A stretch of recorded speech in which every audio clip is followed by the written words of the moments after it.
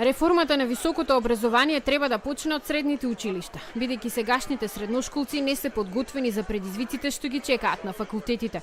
Ректорот на Штипскиот универзитет Блажо Боев бара остра реформа на целиот систем на образование. Според него, потребно е да се ревидира и болонскиот процес, затоа што сега се злоупотребува и нема прецизни критериуми за оптовареноста на студентите. Најпрво мораме да го зголемиме бројот на гимназиите, колку тоа можностите ни го дозволуваат.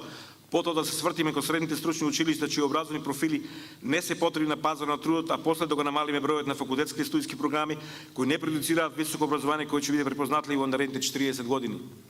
Запишувањето на се помал број студенти на универзитетите исто така еден од проблемите што бара сериозен пристап. Според научната фела, потребно е да се привлечат поголем број меѓународни студенти, но и да се смени системот на школарините.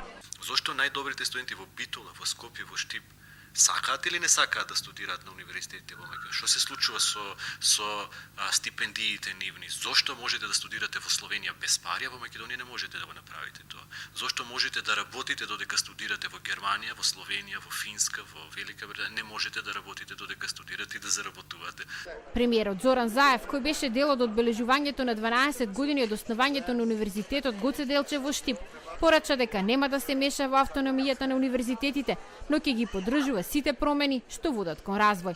Како една од клучните насоки за сообразеност на универзитетското образование е внимателното слушање на пулсот на промените за развивање на соработката помеѓу институциите за високо образование, приватниот сектор и релевантните јавни институции.